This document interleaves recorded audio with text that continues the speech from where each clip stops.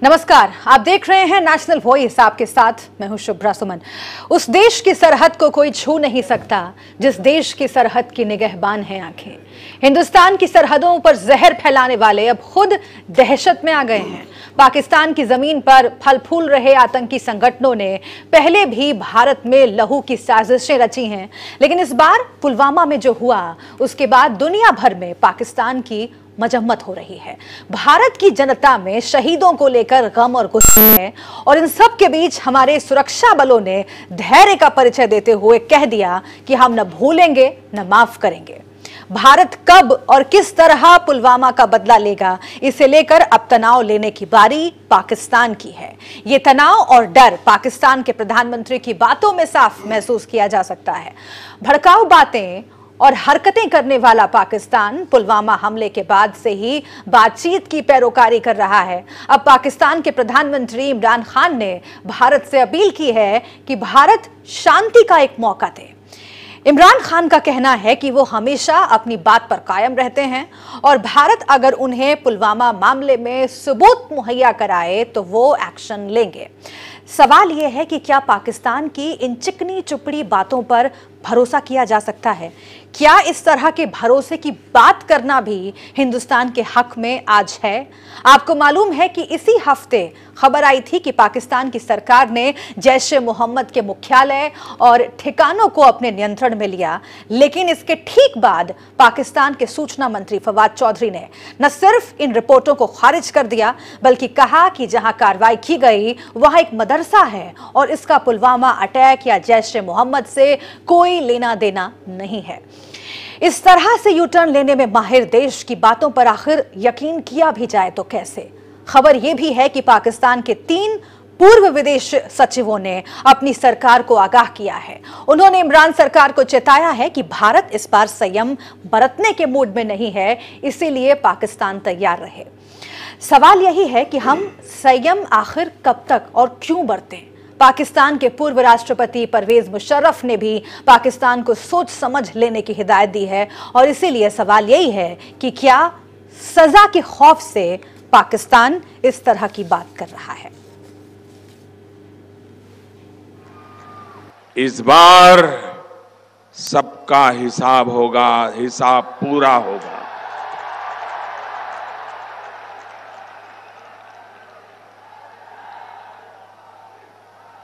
मैं राजस्थान के लोगों से जानना चाहता हूं, मानवता के ऐसे दुश्मनों को सबक सिखाना चाहिए कि नहीं सिखाना चाहिए? इंसानियत के ऐसे दुश्मनों का चुन चुन करके हिसाब होना चाहिए कि नहीं होना चाहिए?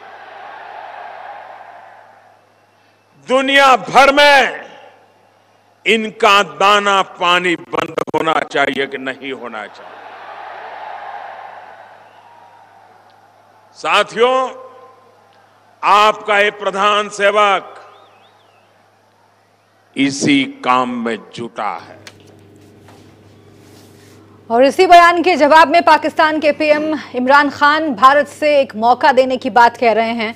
इमरान खान इससे पहले भी अपनी प्रेस कॉन्फ्रेंस में कह चुके हैं कि भारत उन्हें सबूत दे, पाक कार्रवाई करेगा। सुनते हैं इमरान खान ने पुलवामा हमले के बाद क्या कहा था।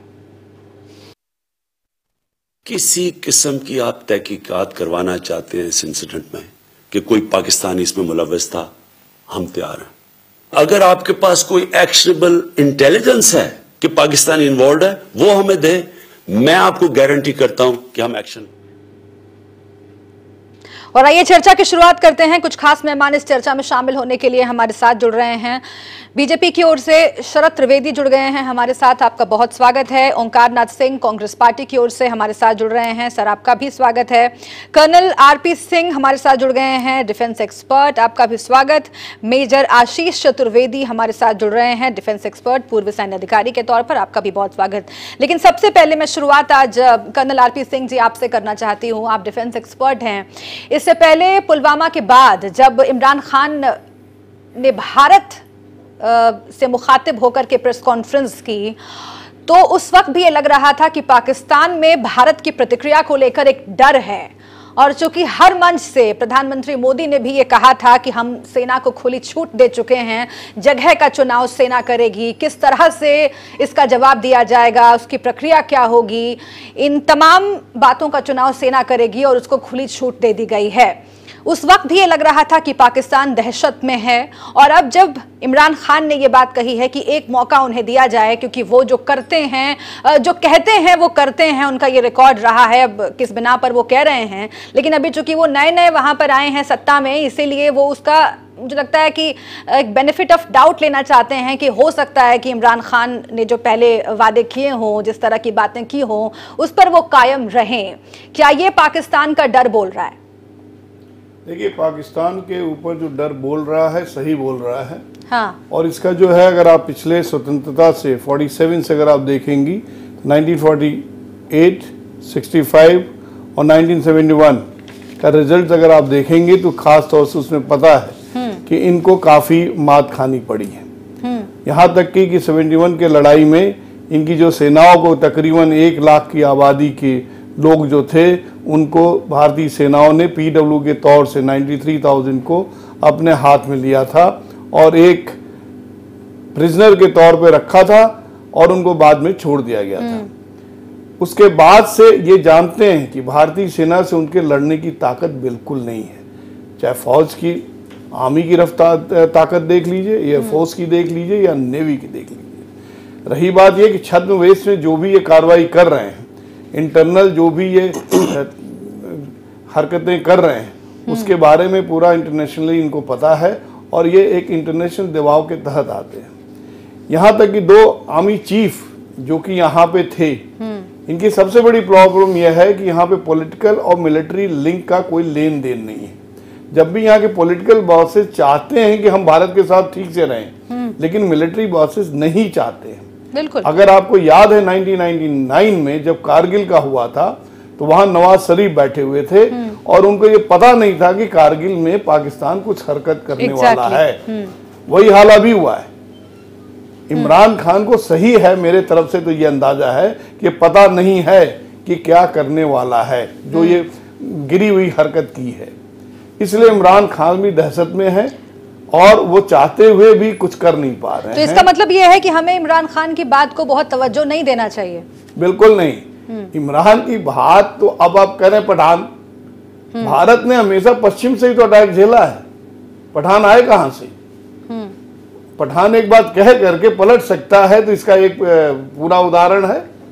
अगर वो पठान है तो दिखाएं, जैसे मोहम्मद के बॉस को पकड़े, लेकिन अभी तक तो कर नहीं पाए हैं।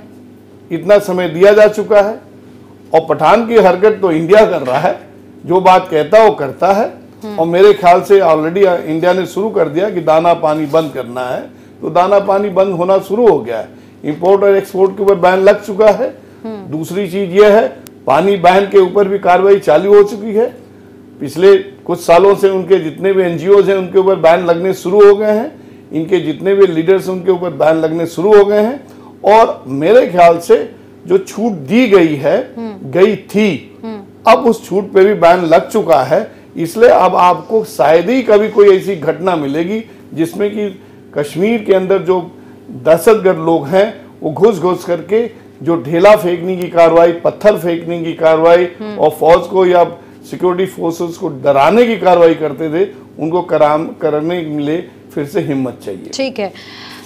आशीष चतुर्वेदी, क्या आपको भी यही लगता है? क्योंकि कई ऐसे स्टेप्स एक के बाद एक इंडिया ने लिए पुलवामा हमले के बाद, जिससे ये लगा कि पाकिस्तान को एक संदेश गया है कि हिंदुस्तान चुप नहीं बैठेगा और जो रिटेलिएट करने का एक ऑप्शन है, सैन्य कार्रवाई करने का जो एक ऑप्शन है, वो तो हमारी सेना के पास है ही, और वो कब किस रूप में होगा इसको लेकर तनाव की स्थिति में पाकिस्तान है। लेकिन एमएफएन का दर्जा वापस लेना हो या फिर पानी रोकने की बात हो जिस पर कार्रवाई शुरू हो गई है, हालांकि वो तो उड़ी के बाद से ये कहा जा रहा था कि अब पाकिस्तान ऐसा नहीं मानेगा, पानी रोकने की कार्रवाई करनी ही पड़ेगी, खून और पानी एक साथ नहीं बह सकते हैं, ये खुद प्रधानमंत्री मोदी का बयान है। और उसके बाद भी जो अंतर्राष्ट्रीय स्तर पर पाकिस्तान पर दबाव बना है, संयुक्त राष्ट्र सुरक्षा परिषद में ये जो एक प्रस्ताव पारित हुआ जिसमें जैश ए मोहम्मद तब का नाम आ गया, और उसके बाद ये लगा कि सभी देश जो हैं भारत के साथ खड़े हैं, इतने जवानों को शहीद कर दिया गया, आतंकवाद ने इतने जवानों की जान ले ली और उसके बाद भारत के साथ तमाम देश खड़े हैं। क्या इन्हीं तमाम बातों का असर है कि आज पाकिस्तान डरा हुआ है और इसीलिए एक मौका मांग रहा है? पहली चीज़ तो मुद्दा ये नहीं है कि पाकिस्तान क्या कर रहा है और क्या कह रहा है, मुद्दा ये है कि भारत क्या कह रहा है और क्या करेगा। दूसरी चीज़, जहाँ तक पाकिस्तान के डरे होने की बात है, मुझे लगता है कि हाँ कुछ डर ज़रूर होगा, लेकिन एक रणनीति के तहत, देखिए नुकसान उनने हमारा किया है, हमने उनका नहीं किया है। अब उनने हमारा नुकसान किया है और वो रिटेलिएशन को एंटिसिपेट कर रहे हैं, उसकी आशा कर रहे हैं, तो वो एक स्ट्रैटेजी के तहत इस चीज़ को सबसाइड करना चाहते हैं, कह करके कि हम बात करें, इसका जो बातचीत से हल निकालें, इस तरीके की बात करके वो एक उस चीज़ को दबाना चाह रहे हैं और इंटरनेशनल कम्युनिटी के सामने एक ऐसा मैसेज देना चाह रहे हैं कि पाकिस्तान जो है वो टॉक्स के लिए, बातचीत के लिए अपने दरवाजे उसने खुले रखे हैं। अगर इंडिया कुछ करता है तो ये एग्रेशन की तरह दिखाई दे दुनिया को, इसलिए वो इस तरीके की बातें कर रहे हैं। और इसमें जहाँ तक ये पानी और इसकी बात है, अभी बहुत कुछ और करने की ज़रूरत है, पानी अभी नहीं रुकने वाला है, उसमें समय लगेगा। हाँ, ये कहना एक अप्रोच ज़रूर दिखाता है कि हाँ हम इस तरीके की बातें कर रहे हैं, पर सिर्फ बातों से तो इसका हल निकलेगा नहीं। ज़मीन पे और बहुत से अभी कार्रवाइयाँ हैं जो करनी पड़ेंगी, तब जा कर के हम इस पर कहीं अंकुश लगा पाएंगे। हाँ, जहाँ तक हम लोग ये सोच रहे हैं कि सिर्फ इतना कर देने से अगर जो ये पत्थरबाजी है और ये तो ये आपको बता दूंगा, आप न्यूज़ चैनल देखते रहिए, जब ये अभी भी हो रहा है और आगे भी होगा, इतनी जल्दी ये चीज़ें। लेकिन अहम सवाल ये भी है जो कि शरद त्रिवेदी जी आपको जवाब देना चाहिए, पाकिस्तान से मुकाबला करना ही होगा, पाकिस्तान को जवाब देना ही होगा, और पाकिस्तान में भी इसको लेकर तनाव दिख रहा है, वहां की आम जनता से भी प्रेशर है सरकार पर, और वहां की सरकार का जो लहजा है वो भी अब बदल गया है, वो भी डर की भाषा बोल रहे हैं। लेकिन हिंदुस्तान में यहाँ के भीतर जो सवाल सरकार पर खड़े हो रहे हैं, इंटेलिजेंस एजेंसी पर खड़े हो रहे हैं, उसका जवाब कैसे दिया जाएगा? इतना बड़ा हमला नहीं हो पाता अगर वाकई इंटेलिजेंस एजेंसियां जो हैं चौकन्ना रहती।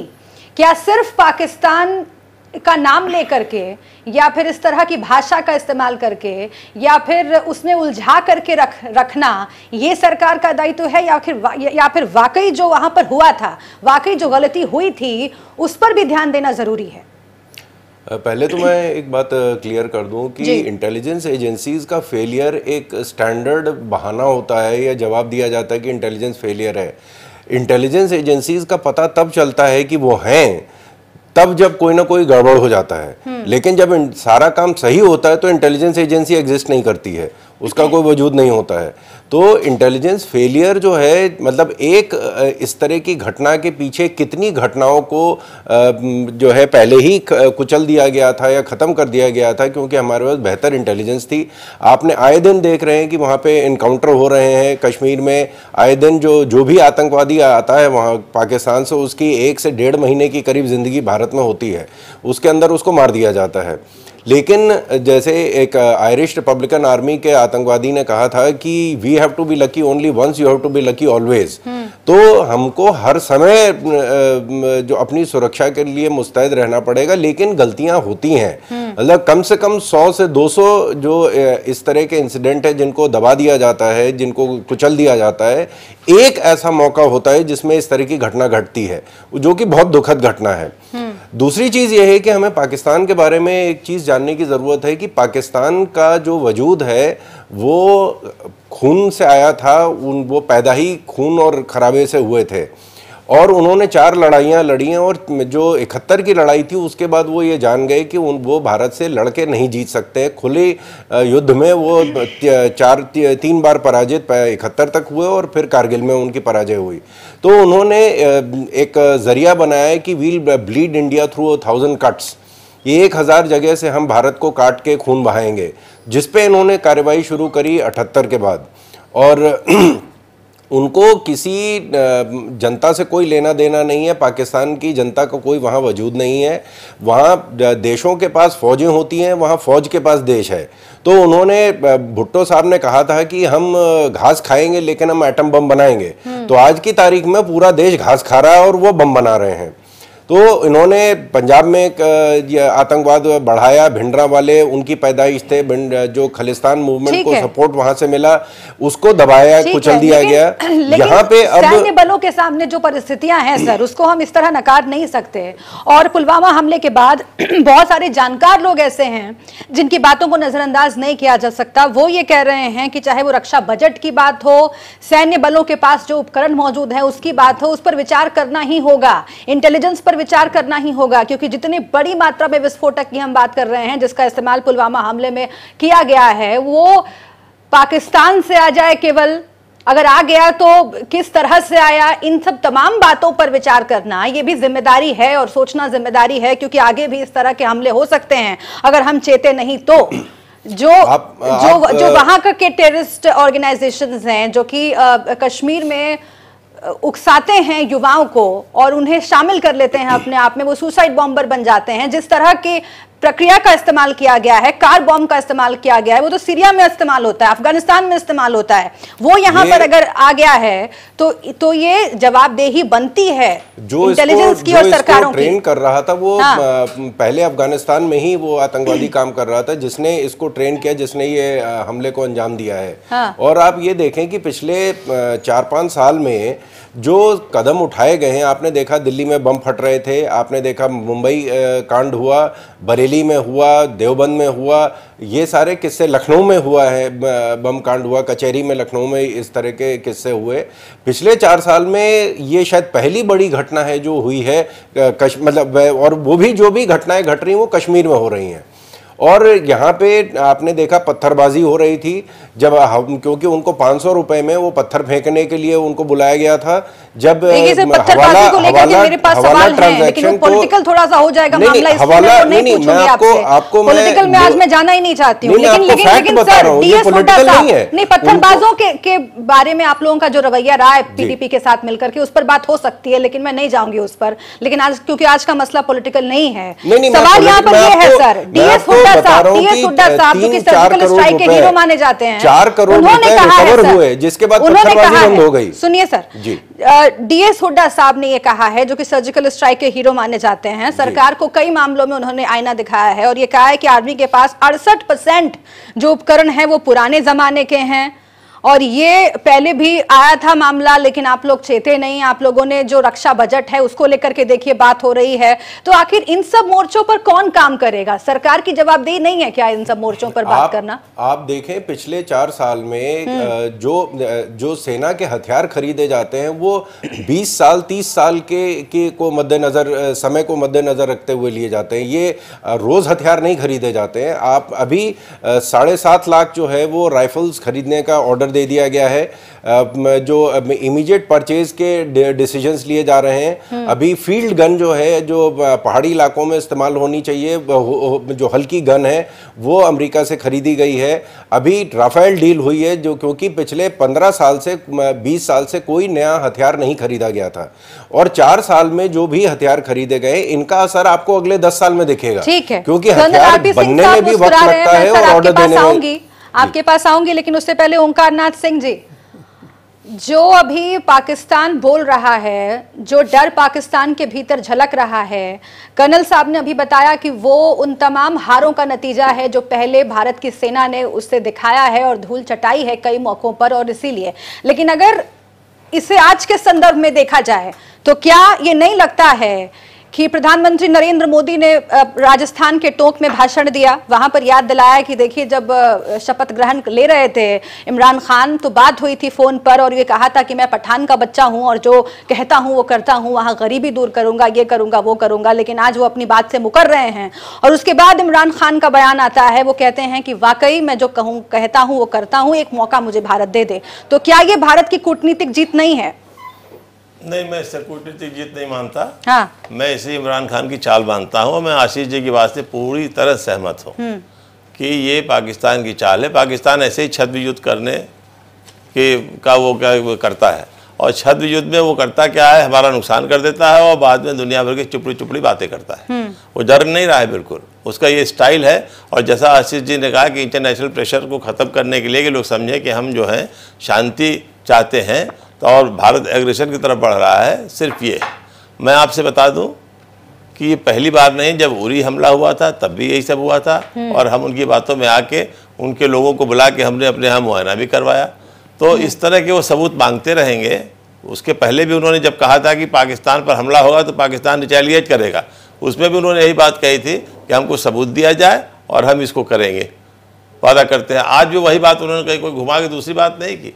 अगर वो जैश ए मोहम्मद ने जब इस इंसिडेंट के बाद जिम्मेदारी ली तो क्यों नहीं कहते कि आइए हम आप दोनों मिलके टेररिज्म को यहाँ से ख़त्म करें, टेररिज्म ख़त्म कर ले, भारत की मदद ले, भारत साफ करेगा। अगर वो नहीं कर पा रहे हैं, उनको डर लग रहा है, तो वो इस तरह की बात करें, तब समझ में आता है कि वो वाकई में ईमानदारी से कुछ करना चाह रहे हैं।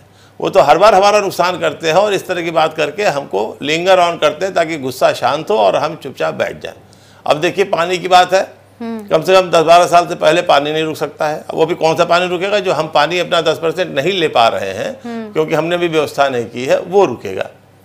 और दूसरी चीज़, व्यापार का बंद होने की बात हो रही है, बराबर चल रही हैं ट्रकें, सामान आ जा रहे हैं। अभी 54 ट्रकें परसों ही निकली हैं, दैनिक जागरण की रिपोर्ट है। तो ये सारी चीज़ें ऐसी हैं जो क्या कहते हैं दिखावे की हैं और ये कर नहीं पा रहे हैं। इनको एक प्लान, एक्शन प्लान पहले से तैयार करके रखना चाहिए था। जब उरी का ये इंसिडेंट हुआ था कि अब की अगर ये कुछ करेंगे, उस बार तो उन्होंने सर्जिकल स्ट्राइक की, लेकिन MFN का दर्जा तो छीन लिया। करेंगे तो एक पहले से टारगेट फिक्स होना चाहिए। हाँ। अगर ये हमारे पास होता है तो हम इस टारगेट पर अटैक करेंगे और ये समाप्त कर देंगे। ओंकारनाथ जी, मोस्ट फेवर्ड नेशन का दर्जा तो छीन लिया हमने, इससे क्या होने वाला है? मोस्ट फेवर्ड नेशन का दर्जा छीन लिया, छीन लीजिए। आप व्यापार कर ही रहे हैं, पानी उनको दे ही रहे हैं, उनसे कोई युद्ध करने जा रहे हैं आप? कुछ तो नहीं कर रहे हैं आप। सवाल इस बात का, उससे कोई मतलब नहीं है। मोस्ट फेवर्ड नेशन का दर्जा दे दिया और फिर उन्होंने छीन लिया। उसमें कौन सा आप उनको सहूलियत दे रहे थे, कौन सी वो आपको सहूलियत दे रहे थे? तो और देखिए, वो अपना रिपोर्ट्स ये भी कह रही हैं कि उड़ी हमले के बाद कलाकार भेज के यहाँ पैसा कमा रहे हैं, मैच खेलते हैं। आप देखिए मैच का ही है, क्रिकेट मैच हो रहा है, क्रिकेट मैच में BCCI कह रही है हम उनके संग नहीं खेलेंगे। उसका भले नुकसान हो, फायदा हो, अलग बात है, लेकिन ICCI बिल्कुल नहीं ध्यान दे रही है। वो कह रही भाई हम कैसे कहते कि आप वो उसको हटा दें। ठीक है, सवाल दो है। सवाल ये है कि भारत के भीतर से, चाहे वो व्यापारी वर्ग हो, किसान वर्ग हो, चाहे वो क्रिकेटर्स हो, एक बात आ रही है कि पाकिस्तान को मुंहतोड़ जवाब दिया जाना चाहिए और यही वो वक्त है। अब इससे खराब स्थिति क्या हो सकती है कि हमने एक दिन में, एक हमले में इतने जवानों की शहादत देख ली और उसके बाद मुठभेड़ें चल रही हैं और रोज कल ही एक खबर आई कि वहां पर कुछ और भी शहादतें हुई हैं। लेकिन क्या सरकार इस तरह की भावना के साथ खड़ी है? जो किसान या मजदूर या कारोबारी ये कह रहे हैं कि हम अपना सामान पाकिस्तान नहीं भेजेंगे, लेकिन अगर ट्रकों का आदान प्रदान हो रहा है सरहद पर, तो ये जिम्मेदारी, इसको रोकने की जिम्मेदारी या पाकिस्तान को मुंहतोड़ जवाब देने की जिम्मेदारी किसकी बनती है? क्योंकि बात कह रहे हैं ओंकारनाथ सिंह जी कि एक रणनीति के तहत ये होना चाहिए, छिटपुट नहीं होना चाहिए कि देखिए हम नहीं भेजेंगे, हम नहीं भेजेंगे। रणनीति बनाने की जिम्मेदारी सरकार की है। इस पर कितना खरा उतर रही है सरकार? दूसरी बात जिसका जवाब मैं आपसे लूंगी शरद त्रिवेदी जी, की उड़ी हमले के बाद भी ऐसी बात हुई थी, सिंधु जल समीक्षा की बैठक हुई थी और उसमें प्रधानमंत्री मोदी ने कहा था कि पानी और खून एक साथ नहीं बह सकता है, लेकिन फिर उस दिशा में काम नहीं हुआ। उसके बाद हमने देखा कि उस वक्त जो कुछ फैसले हुए थे जिसका कितना असर पड़ेगा पाकिस्तान में, कितना नहीं पड़ेगा, उस पर भी सवाल है। कितने वर्षों में पड़ेगा, क्योंकि 6-8 साल तो डैम बनाने में ही लग जाएंगे। तो उस वक्त से जो चला आ रहा था वो अभी भी चला आ रहा है। बहुत कुछ बदला नहीं है, ऐसे हमले हो जाते हैं, लेकिन सरकारों की ओर से जो एक बहुत कड़ा संदेश देना होता है वो नहीं दिया जाता। इसके बारे में पूछूंगी आपसे, लेकिन कर्नल RP सिंह साहब, एक सवाल ये भी है, जो पाकिस्तान के रवैये की हम बात कर रहे हैं, जब उस वक्त प्रेस कॉन्फ्रेंस करके भारत से मुखातिब हुए थे इमरान खान, उसमें भी एक बात का जिक्र हुआ था कि सबूत अगर दे भारत तो हम कार्रवाई करेंगे। सबूत तो हमने पहले भी दिया था, मुंबई हमले के बाद हमने सबूत दिया था। देखिए आज तक हाफिज सईद जो है वहां पर हाथों हाथ लिया जा रहा है, इलेक्शंस तक में वो पार्टिसिपेट कर रहा है। अब इससे ज्यादा क्या कहा जाए? जैश ए मोहम्मद को लेकर के जो कार्रवाई की बात हो रही थी कि वहां पाकिस्तान बेस्ड ऑर्गेनाइजेशन है और उसने जिम्मेदारी ली, ठीक पुलवामा हमले के बाद कुछ कार्रवाई होनी चाहिए, लेकिन वहां पर पर पहले कहा जाता है कि वहां जो मुख्यालय है जैश ए मोहम्मद का, उसे सरकार ने अपने नियंत्रण में ले लिया है। उसके बाद वहां के सूचना मंत्री कहते हैं कि ऐसा कुछ नहीं है, वो एक मदरसा है और उसका पुलवामा हमले से कोई लेना देना नहीं है। ये जो सबूतों की बात बार बार हो रही है, ये कितनी बचकानी बात है, जबकि पहले भी ऐसा हुआ है, पहले भी सबूत दिए जा रहे हैं, पाकिस्तान की ओर से कोई कार्रवाई नहीं होती है। देखिए, ऐसा है कि सबूत तो वो हमेशा मांगते रहे हैं। हाँ, अभी पठानकोट का जो इंसिडेंट हुआ था, उनकी टीम आई भी थी, सबूत जो दिए भी गए थे, लेकिन सबूत, विटनेसेस, अब आप किसी भी कोर्ट में जाएंगे सबूत लेके जाते हैं, लेकिन जजमेंट कहाँ मिलता है, कब मिलता है? 20 साल, 22 साल, 30 साल, कुछ नहीं मिलता है। तो यहाँ भी यही हाल है, सबूत आप देंगे भी तो क्या देंगे? घटनाएं हुई हैं, जिन्होंने किया उन्होंने क्लेम किया कि मैंने किया है, उसके बावजूद भी सबूत मांगा जा रहा है। तो ये तो एक तरह से दिखावा है, कहने के लिए है कि इस चीज को डिले किया जाए और इस चीज को दबाई जाए। यहां तक कि उड़ी में यही हुआ था। आप जाधव का केस देख लीजिए, इंटरनेशनल कोर्ट ने छोड़ दिया था, फिर भी अभी तक चल रहा है, सबूत देने के बाद भी। तो इस तरह की घटनाएं तो चलती ही रहेंगी, क्योंकि जो हमारा और पाकिस्तान के साथ जो रिश्ता है उसमें कोई टेपरिंग नहीं हो रही, उसमें कोई मिला वो नहीं आ रही। यहाँ तक कि मुशर्रफ का जो स्टेटमेंट हाल का पढ़ लीजिए कि आप एक न्यूक्लियर करेंगे, पाकिस्तान वालों को वो समझा रहा है, तो इंडिया और कुछ ज्यादा ही न्यूक्लियर छोड़ेगी। उसने ये भी यहाँ तक कि बोल दिया कि हमने तो सपोर्ट किया था फ्रीडम फाइटर के लिए, हाँ। लेकिन वो टेररिस्ट बन के हमें ही अब तंग कर रहे हैं। बिल्कुल, ये सब जान रहे हैं, ये सब देख रहे हैं, लेकिन जो इंटरनेशनल स्टेज के ऊपर उनको दिखाना है कि नहीं साहब, मुझे पहले सबूत लाइए, फिर सबूत लाने के बाद हम कार्रवाई करेंगे। अगर इनको क्रैक डाउन करना ही है तो सबूत की जरूरत क्या है? उनकी जमीन पे हो रहा है, उनकी जमीन से हो रहा है, वहां पे जैसे मोहम्मद है, उनका हेडक्वार्टर है, फंडिंग हो रही है, बिल्डिंग है, आप पकड़िए, जैसे इंडिया कर रही है। उन्होंने बैन कर दिया 20, 22, 18 जो भी हैं उनके सिक्योरिटी फोर्स जितने थे उन्होंने कश्मीर से हटा लिया है, जिनको पकड़ना तो पकड़ लिया। वहां पे क्यों नहीं कर रहे हैं? उनको बस नजरबंद किया गया है, बल्कि एक तरफ से प्रोटेक्शन दिया गया कि इनके ऊपर कोई कार्रवाई ना हो। हाँ। तो इस तरह से कहना इमरान खान का एक तरह से पॉलिटिकल गिमिक है, और उस चीज को वो एक टाइम एंड स्पेस ले रहे हैं, सो दैट उन्होंने एक क्राइसिस मैनेजमेंट ग्रुप भी बना दिया है, जो इंडिया के साथ डील करने के लिए जो भी सिचुएशन है, उनके जितने डिफेंस के बॉसेज हैं, चीफ हैं, वो ऑलरेडी रेकी करने लगे क्या प्रिपरेशन है। उनकी जितने भी फौज है अपने जहां पे उनकी यूनिट्स है, वहां से मूव करके एलएसी पे आ चुके हैं। इंडिया ने भी जो कार्रवाई करनी थी वो कर रहे हैं, ऑलरेडी उनके हैं। लेकिन जो कार्रवाई इस पर्टिकुलर ग्रुप के साथ करना चाहिए अभी तक नहीं हुआ है। अब इंडिया क्या करती है, पाकिस्तान क्या करता है, ये समय ही बताएगा। ये देखिए भी होता है क्या।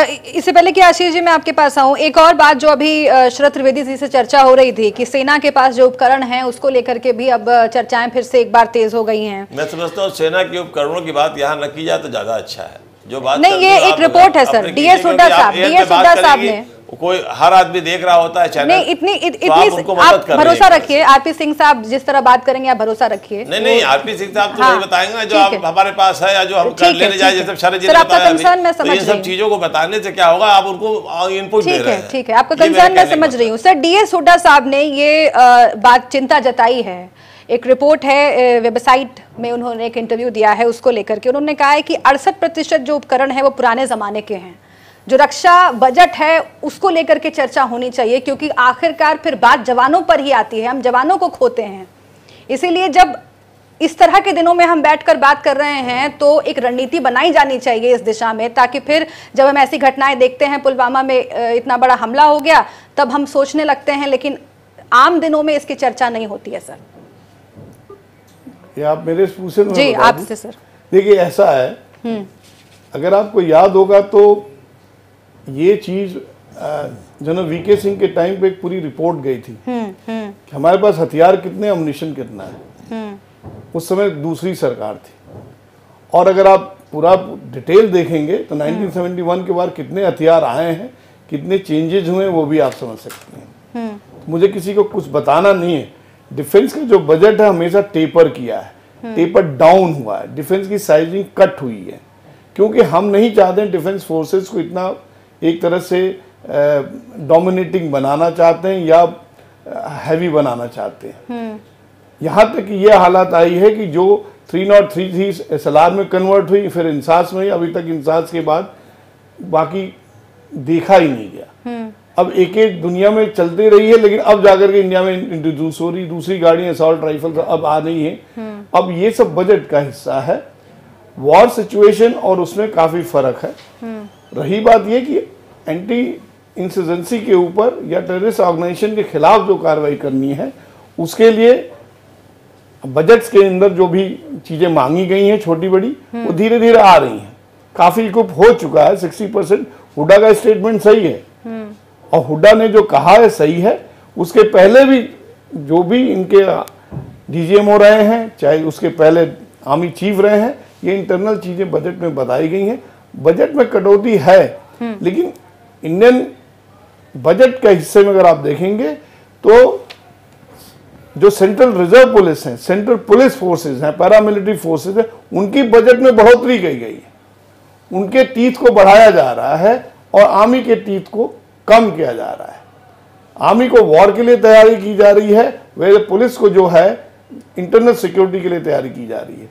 दैट इज व्हाट मैं जो समझता हूं कि ये गवर्नमेंट की, प्रेजेंट गवर्नमेंट की पॉलिसी रही है। और उस चीज को कितना सक्सेसफुल हो पाते हैं समय ही बता रहा है। अभी भी आप देख रहे हैं कि समय बताएगा कि कितना सक्सेसफुल हो पाते हैं। ठीक है, आशीष चतुर्वेदी जी, आपको लगता है कि आम दिनों में इस तरह की बातों पर चर्चा होनी चाहिए और इस दिशा में हमें सोचना चाहिए कि अपनी सेना को कितना इक्विप बनाया जा रहा है? और इसके साथ ही बात ये भी उठी कि उस वक्त जब कहा गया था कि हमें एयरलिफ्ट कराइए, तब तो किसी ने ध्यान नहीं दिया, इतना बड़ा हादसा हो गया। वहां पर यह भी जानकारी आई कि बर्फ गिर रही है, उससे लोग फंसे हुए हैं और इस वजह से ये कहा गया था कि एयरलिफ्ट कराना जरूरी है, पर होम मिनिस्ट्री ने कोई बात नहीं कही, उसका जवाब नहीं दिया। और अब जब इस तरह की घटना होती है तब दबाव में आकर के ये फैसला करना ही पड़ा कि देखिए अब हम फैसिलिटी दे रहे हैं हवाई सेवा की। जब आम दिनों में ऐसी चर्चाएं होंगी तो क्या इस तरह की घटनाओं को रोका जा सकेगा? जी बिल्कुल। पहले तो ये समझना होगा कि एक एफिशिएंट और इफेक्टिव आर्मी बनाना ये एक लंबा प्रोसेस है। हम ये सोचें कि कोई घटना हो जाए और सिर्फ जोश में आकर के और बहुत जोश से जो है वो आजकल की लड़ाइयाँ नहीं लड़ी जाती हैं। उसके लिए बहुत सी तैयारी चाहिए, उस तैयारी में बहुत सा वक्त और एक्सपेंडिचर चाहिए। एक्सपेंडिचर केवल इक्विपमेंट पे नहीं चाहिए, जिसकी कि अभी चर्चा होती है, मैं न्यूज़ में देखता हूँ ये खरीदा वो खरीदा। जो सोल्जर है, जो सैनिक है, उसके लिए क्या हो रहा है? क्योंकि लड़ना तो सैनिक ने, हथियार तो अपने आप लड़ेगा नहीं। तो फोकस वहां से हट चुका है। मौजूदा सरकार ने ऐसी बहुत सी सुविधाएं थी जो सैनिकों और पूर्व सैनिकों को दी जाती थी, वो उन्होंने हटा ली हैं। अब आप ऐसा जब करते हैं तो एक लॉन्ग टर्म उसमें जो लोग सेना में आना चाहते हैं उसमें कहीं ना कहीं गिरावट है। हमारे पास आज बहुत ज्यादा कमी है ऑफिसर्स की इंडियन आर्मी में, बहुत ज्यादा, बहुत शॉर्टेज है हमारे पास। और जो हमारी क्वालिटेटिव रिक्वायरमेंट थी वो आज पहले से बहुत नीचे आ चुकी है, क्योंकि एसएसबी जो हमारा सर्विस सिलेक्शन बोर्ड है उनको वो क्वालिटीज मिल नहीं रही हैं जो उसको चाहिए। तो ये जरूरत है कि हम सोल्जर्स का वेलफेयर भी देखें, सिर्फ हथियार से नहीं होगा। हमें पूरा एक आर्मी को मेंटेन करने के लिए हम सोल्जर और एक्स सोल्जर्स का वेलफेयर जब देखेंगे। एक छोटा सा एग्जांपल देता हूं इसी स्टेट का, मैं क्योंकि अध्यक्ष हूं भूतपूर्व सैनिक संघ का। आज थोड़े दिन पहले कुछ लोग आए मेरे पास जब ये अभी घटना घटी है कि सर हमारे घर गिराने के लिए आदेश हो गया है। एक सैनिक कॉलोनी है, उसी में घर गिराने की बात हो रही है। एक तरफ कि ये भाई हम शहीदों के पास जा रहे हैं, इस तरीके की बातें हो रही है, दूसरी तरफ जो सरकार है वो सैनिकों के घर गिरा रही है, उन्हें अवैध ठहरा करके 70 लोगों के घर। तो इस तरीके का जब आप डुअल वो करेंगे तो कहीं ना कहीं मैसेज तो जाता है बाहर की तरफ। हाँ। आशीष जी, मैं चाहती हूँ कि आप सीधा सवाल पूछें। शरद त्रिवेदी हमारे साथ हैं बीजेपी की ओर से। जो काम इस सरकार में हुए हैं, जिनकी ओर आप इशारा कर रहे हैं, जो कि सैनिकों के हक में नहीं है, उनको लेकर के अगर आप सीधा सवाल पूछना चाहते हैं तो जवाब देंगे शरद जी? हाँ, नहीं, मैं शरद जी से वही पूछना चाहूंगा कि जो कटौतियां हुई हैं, जो एक्स सर्विसमैन हैं उनके लिए या सोल्जर्स हैं, जैसे छोटा सा एग्जांपल देता हूं कि ऑफिसर्स का राशन आपने बंद कर दिया इन पीस एरियाज, है ना, और ऐसी छोटी छोटी सी चीज़ें। और जो CSD हमारे यहाँ जो कैंटीन सर्विस जो सर्विसेज होती हैं उसमें रिस्ट्रिक्शन हो गई है अब कि आप जो है वो इतने ही अमाउंट का बिजनेस करेंगे ओवरऑल। अब उससे क्या होता है कि इंडिविजुअली अब मैं आपको बताऊं कि वैसे तो हर एक ऑफिसर और हर एक इंसान जो भी वो है उसकी एक परचेजिंग लिमिट होती है। एक छोटा सा एग्जांपल, एक कार्ड की। अब उसमें ये हो गया क्योंकि ओवरऑल सीएसडी के ऊपर एक ब्रैकेट दे दिया गया है कि इससे ज्यादा आप बिजनेस नहीं करेंगे। तो जब वो हो जाता है तो अब ये स्पेसिफाई होने लगा है कि आप इतने सोप लेंगे, इतने जो है आप ये पैकेट्स लेंगे, या ये कोई भी चीज है खाने पीने की वो इतनी ही लेंगे। तो ये एक बड़ा गलत वो हो जाता है। भाई साहब, अगर मैं ज्यादा बिस्किट इस महीने मेरे घर में कुछ है मैं लेना चाहता हूं, तो सरकार मुझे अब ये कह रही है कि नहीं तुम इतने ही खरीदोगे, इतने ही लोगे। जब आपने ओवरऑल मुझे 7,500 की ही लिमिट दी है, मैं उसमें 7,500 के पूरे बिस्किट खरीद लूं, तो ये कहाँ थी? एक छोटा सा एग्जाम्पल है, बहुत छोटा सा। जैसे और एक रिस्ट्रिक्शन लगा रखी है कि पूरे हिंदुस्तान के अंदर केवल ये जो सीएसडी कैंटीन है वहां पे इंडियन करेंसी वैलिड नहीं है। उसके लिए एक अलग से परमिशन लेनी पड़ती है कि जाके मैनेजर से परमिशन लीजिए। क्या लोकसभा में या क्या राज्य, ये जो हमारे यहाँ विधानसभा है जो उनकी कैंटीन है, क्या वहां पे ऐसी कोई रिस्ट्रिक्शन है? शरद जी जवाब देना चाहते हैं आप? देखिए, वन रैंक वन पेंशन की जो डिमांड थी 40 साल से चल रही थी।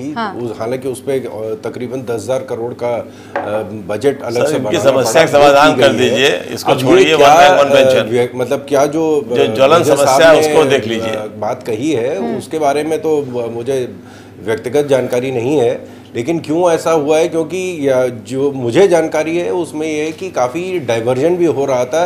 मैं ये नहीं कह रहा हूँ कि हमारे सैनिक कर रहे थे, लेकिन कहीं ना कहीं वहाँ सीएसडी कैंटीन्स में काफ़ी गड़बड़ी हो रही थी, जिसमें बाहर के लोग भी वहाँ से सामान खरीद रहे थे, जिसकी वजह से हो सकता है ऐसी कार्रवाई करी गई हो। तो लेकिन ये है कि ये जैसे पूर्व सैनिकों के आप अध्यक्ष हैं, तो आप इसको अथॉरिटीज़ के सामने इसको रख सकते हैं इशू को, कहीं ना कहीं इसका कोई ना कोई नतीजा निकाल लिया जाएगा। पीएमओ से भी मेरे पास चिट्ठी आई इसके लिए कि हम इसको कंसिडर कर रहे हैं, लेकिन अभी तक हुआ नहीं है। न्यूज़पेपर छपे भरे पड़े हैं मेरे इन सब चीज़ों से, स्टेटमेंट से कि ये चीज़ें ख़त्म की। छोटा सा एक और एग्जाम्पल देता हूँ। बहुत सालों से एक्स सर्विसमैन के लिए एक वो छूट थी कि उनका आर्म्स लाइसेंस होता था, वो एग्जेम्प्ट होता था। मौजूदा सरकार ने उसको भी विड्रॉ कर लिया, कहा कि नहीं ये आपको फीस देनी पड़ेगी।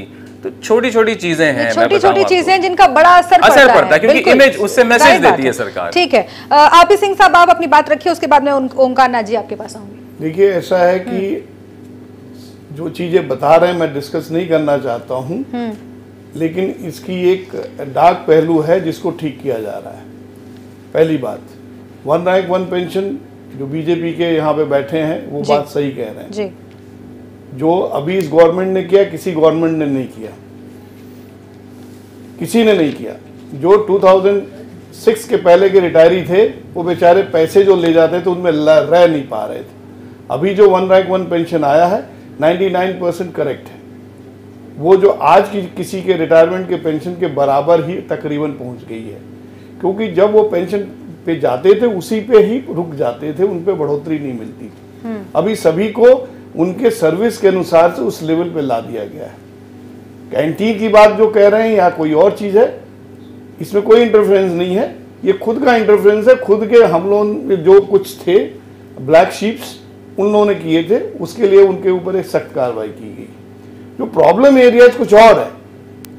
प्रॉब्लम एरिया जो इस गवर्नमेंट के अंदर हुई है, जो डिफेंस के अंदर, जो डिफेंस एक यूनिफॉर्म ऑर्गेनाइजेशन है, इसमें दो चीज बड़ी गंदी सी घुस रही है। एक तो पॉलिटिसाइजेशन घुस रही है और दूसरी घुस रही है ब्यूरोक्रेसी, जो कि इस एक संगठित ऑर्गेनाइज नॉन एपॉलिटिकल ऑर्गेनाइजेशन के अंत को खराब करना चाहती है। मैं साफ साफ बता रहा हूं, ये इस पर डिस्कशन नहीं है, लेकिन ये दो चीजें जो आई हैं इस वजह से वन रैंक वन के अंदर भी आ चुकी है। दूसरी बात ये, अभी जो है आपके जो ब्यूरोक्रेसी है, जो सिविल सर्विसेज के लोग हैं, they want to take over. ये सीएसडी की फैसिलिटी उनको भी मिलनी चाहिए, उनको भी जो है आर्मी की फैसिलिटी मिलनी चाहिए। यहाँ तक कि एएफटी के अंदर वो जज बनना चाहते हैं, यहाँ तक कि वो क्लास 2 से क्लास 1 बनना चाहते हैं, यहाँ तक कि जो रैंक्स के जो स्ट्रक्चर्स हैं उसकी जगह पे कमांड करना चाहते हैं। अभी एक था सीएसडी के जो बिगेस्ट बॉस था, एक आईएएस अधिकारी खुद लेना चाहता था। ठीक है, सो इस तरह की चीजें हो रही हो, दैट इज डिफरेंट इशू। लेकिन एक बात जो आपने बहुत अहम कही, उसका जवाब ओंकार नाथ सिंह जी आपको देना चाहिए, और वो सवाल ये है कि इसका सियासत से ताल्लुक नहीं होना चाहिए, पर राजनीतिकरण हो रहा है इसका। आपको हमला करना चाहिए इमरान खान के ऊपर और आप हमला करते हैं अपने ही प्रधानमंत्री के ऊपर। नहीं, हम हमला नहीं कर रहे हैं, फिर गलत आप समझते हैं।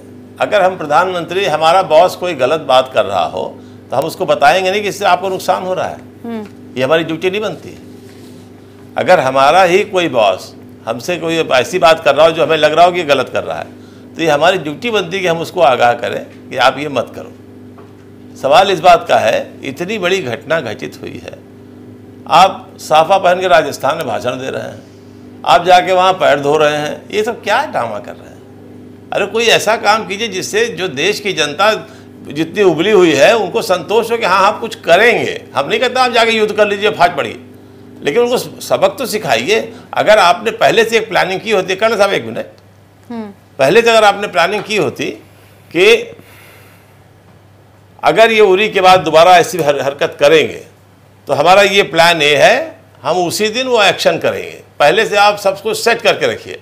और जब आपको 10 दिन पहले ये सूचना मिल गई थी कि हमला होने वाला है किसी न किसी तरीके से, कहाँ है ये किसी को जानकारी नहीं थी, वरना ना होता, लेकिन होने वाला है जब था तो आपको अपना टारगेट सेट करके रखना चाहिए था कि जैसे अगर कुछ होगा तो एक तो कर दो, इसका दिमाग सही करना है।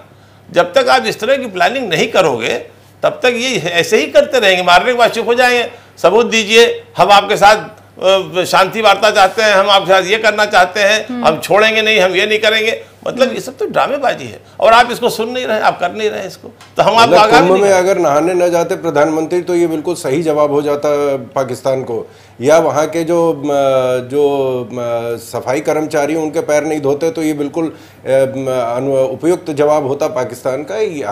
पाकिस्तान को जवाब दिया जा रहा है, सैन्य कार्रवाई क्या होगी वो ना आप तो आप बोलना चाहिए ना हम बोलेंगे। कह रहे हैं आप मत करिए, अगर आप समझ रहे बहुत अच्छी चीजें हो रही है तो करिए, अगर आप समझ रहे हर जगह जाके आप दावा करना चाहते हो तो करिए। पाकिस्तान को सही जवाब नहीं मिल रहा है।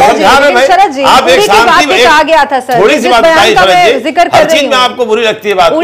जब शव रखे हुए थे एयरपोर्ट पे, एक मिनट छोटा जी, जब शव रखे हुए थे एयरपोर्ट पे तो वहां हवाई अड्डे में कोई आदमी के घर में डेथ होती है तो सबसे पहले आदमी आता है बाहर से, तो कहां जाता है? जज बॉडी के पास जाता है। ये नहीं पहले अपने कमरे में जाके बैठता है तब उसके बाद आता है। ठीक है, इस पर एक लंबी चर्चा हो रही है और जिस तरह के आरोप प्रत्यारोप हम पॉइंट आउट इसलिए करते हैं कि आप आगे से मत कीजिए, लेकिन आप कहते हैं कि हम ये मोबाइल चेक कर रहे थे, बहुत सारे फैक्ट्स चेक आ चुके हैं। राहुल जी मोबाइल चेक कर रहे थे कि वहां पे घंटी बजी, उसको ऑफ किया उन्होंने।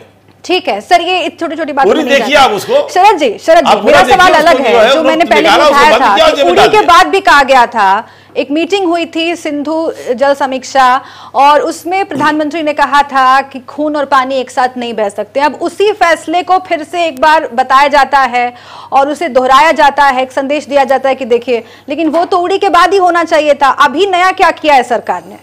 देखिए, पानी रोकने का एक ही तरीका कि आप बांध बनाइए। पानी को इच्छाओं से नहीं रोका जा सकता है, बांध बनाने में समय लगेगा, उसकी तैयारी हो रही है, उसके लिए अलग से बजट तो आपने जनता से क्यों झूठ बोला? इसको उसका बजट जनता से आपको झूठ नहीं बोलना चाहिए था। आपने 2018 दिसंबर में इसकी प्लानिंग कर ली थी और पैसा सेंक्शन कर दिया था और काम शुरू होने के लिए तैयारी थी। आपने क्यों कहा कि हमने पानी बंद कर दिया? पानी तो पहले से आप इंतजाम कर रहे थे। पानी बंद कर रहे हैं, बंद कर तो कोई नहीं सकता है पानी यही तो मैं कहना चाह रहा हूं, बंद कर देंगे। ये बयान देने की क्या जरूरत थी? तो उन्होंने कहा कि पानी बंद कर रहे हैं हम।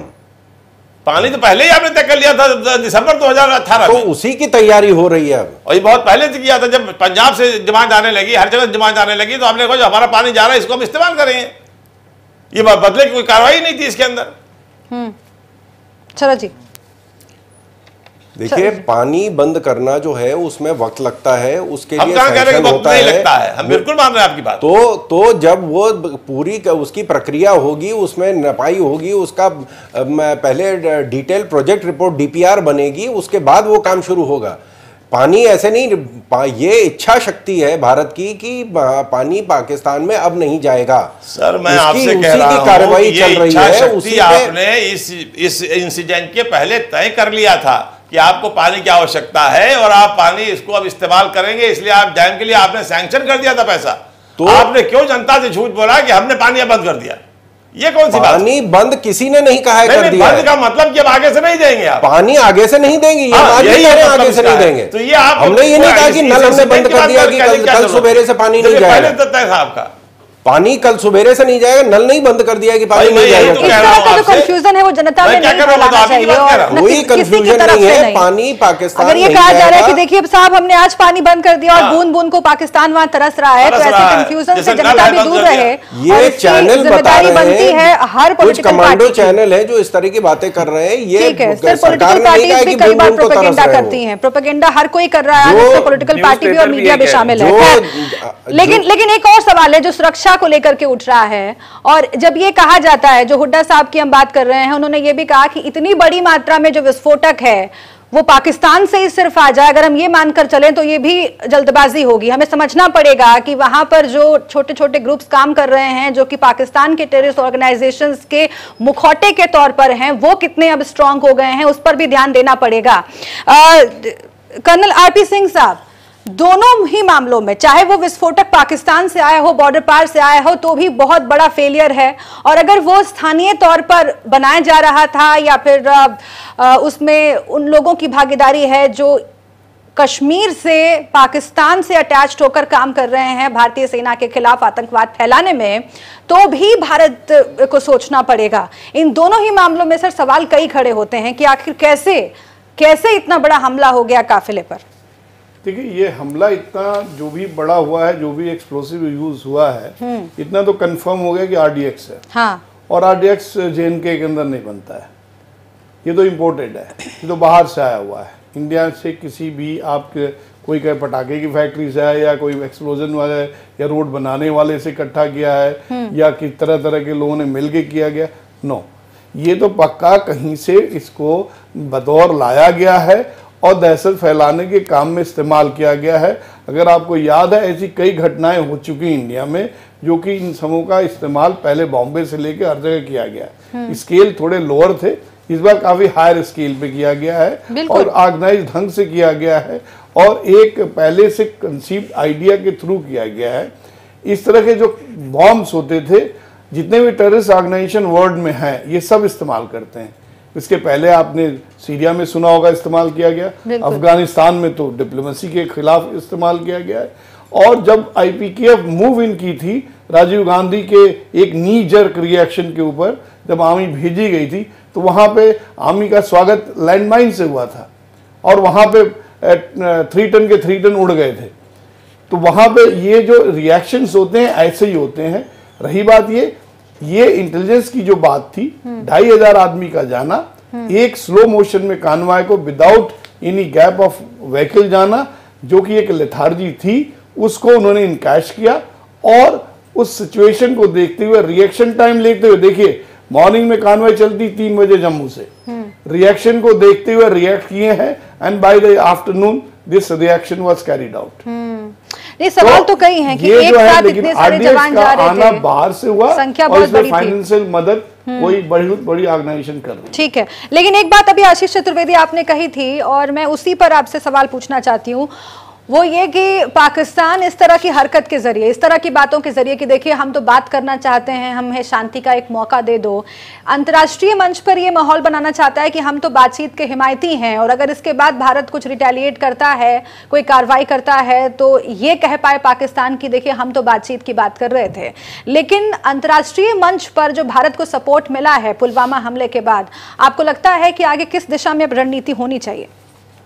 देखिए, करेक्ट रणनीति तो यही होनी चाहिए कि सबसे पहले तो एक इंक्वायरी कमीशन सेटअप होना चाहिए जो ये प्रोब करे कि ये आरडीएक्स कहाँ से लाया गया, कैसे एक जगह पे लाया गया, कहाँ से लाया गया। बहुत ज़रूरी है इसको, जिस तरीके से लाया गया है इसको डिटेक्ट कर पाना।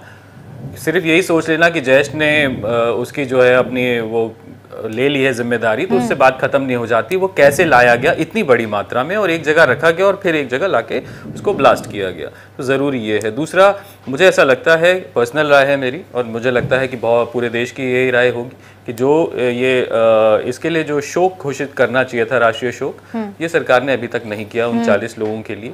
ये एक थोड़ा सा, क्योंकि ये वो स्टेप्स हैं जो ज़्यादा बोलते हैं बजाय और जो बयानबाजी होती है उसके।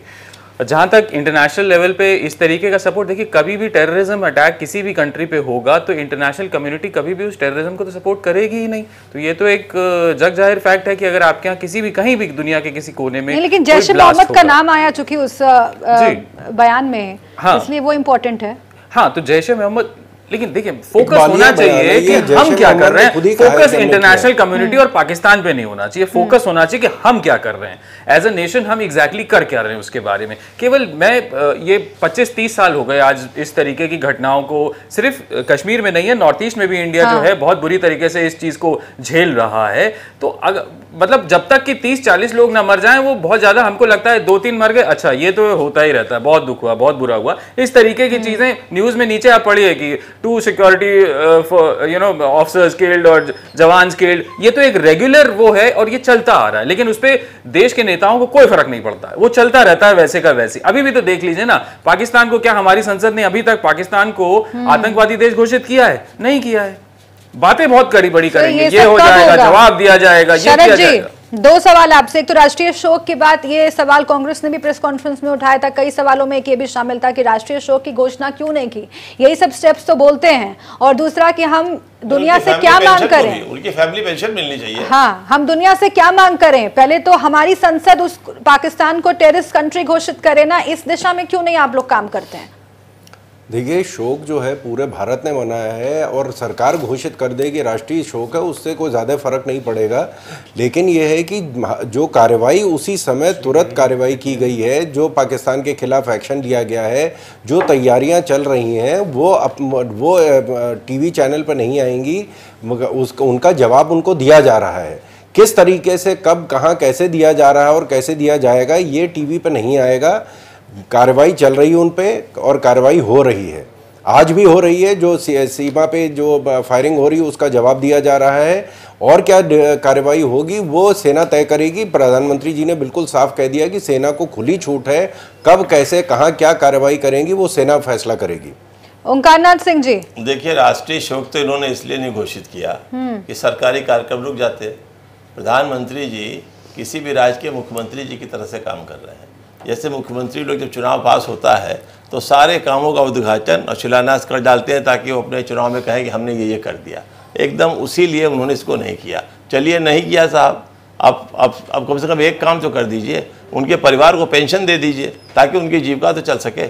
लेकिन आप वन टाइम सेटलमेंट करना चाहते हैं। प्रधानमंत्री जी को घोषित नहीं करनी है, एस्टैब्लिश सर्विस रूल्स है जिनके तहत इनको पेंशन दी जाती है। अलग अलग सरकारों ने 50 लाख से 1 करोड़ रुपया इनको देने का फैसला किया है। ये सर्विस रूल्स है, ये इसके लिए प्रधानमंत्री को फैसला नहीं लेना है। आप अपनी जानकारी पुख्ता कर लीजिए। सीआरपीएफ और बीएसएफ को पेंशन नहीं मिलती है, तो जब पेंशन नहीं मिलती है तो शहीद होने पर भी जो है वो पेंशन नहीं मिलेगी। इनको शहीद का दर्जा दीजिए, उनको पेंशन सेपरेट फंड सैंक्शन है, आप प्रोसेस वो करते रहिएगा। उनके लिए सेपरेट फंड सैंक्शन है, उनको पेमेंट उसके तहत मिलेगा। सर्विस रूल पेंशन मिलती है रिटायरमेंट की बात ना, उनकी फैमिली पेंशन है, ये जान लीजिए आप। उनको अलग से 50 लाख से 1 करोड़ रुपया ऑलरेडी सैंक्शन हो चुका है। नहीं चलने वाला है, ये तो दे दीजिए जो देना है, लेकिन उनको कम से कम उनके परिवार की थोड़ी सी चिंता कीजिए। जिन्होंने जानते हैं आप, अगर ये नहीं करेंगे तो आगे से ये लोग घबराएंगे इन जगहों पे करने के लिए काम, जाने के लिए काम, तो आपका एफिशिएंसी और कमजोर होगी। इसलिए आपसे अनुरोध है, इस पर गंभीरतापूर्वक विचार कीजिए, इसमें कोई पॉलिटिक्स नहीं है। ठीक। कर्नल आरपी सिंह साहब, आप कुछ कहना चाह रहे हैं? आपके मुताबिक अब आगे रणनीति क्या होनी चाहिए? क्योंकि पाकिस्तान ये दिखाने की कोशिश कर रहा है कि हम तो बातचीत के हिमायती, हम तो शांति चाहते हैं, एक मौका दे दे, डरा हुआ भी है और उस पर भी रणनीति कर रहा है, कूटनीति खेल रहा है। पहले मैं इनके 2 सवालों का जवाब दे देता हूं। एक तो ये राष्ट्रीय शोक की कोई घटना नहीं थी, पहली बात। जिस तरह से लोग मरे थे, लड़ के नहीं मरे थे, इनको मारा गया था। किसकी गलती से मारा गया था कर्नल साहब?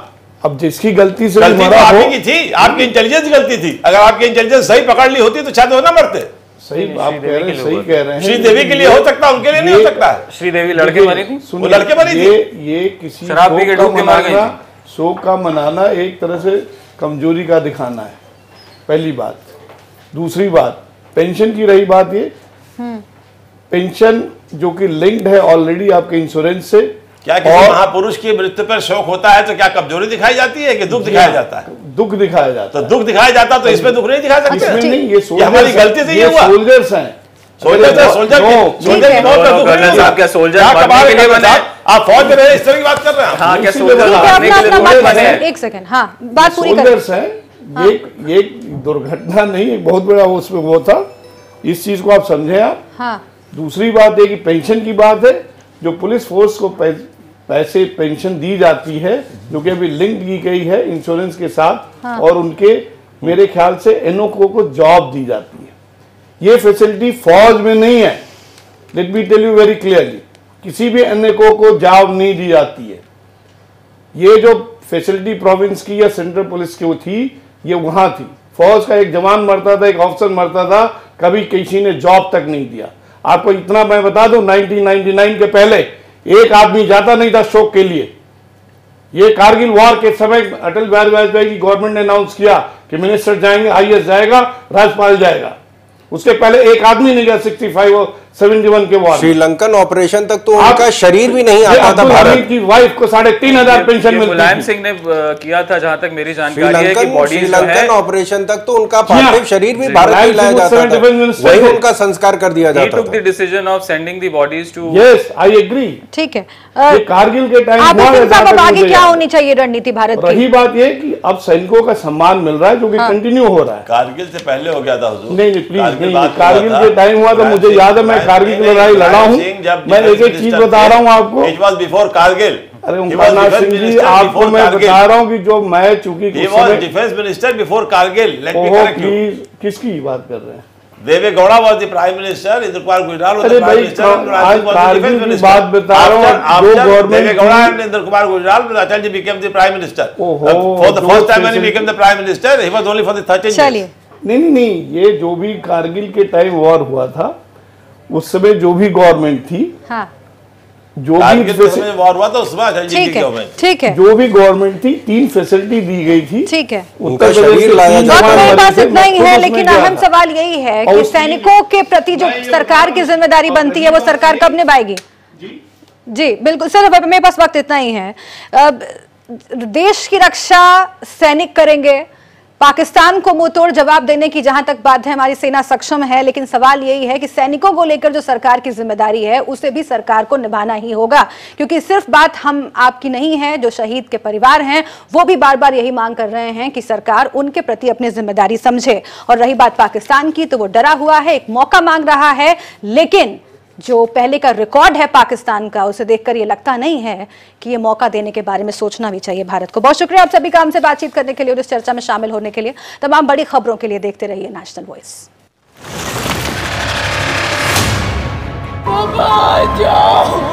रक्षा बलों को पूर्ण स्वतंत्रता दे दी गई।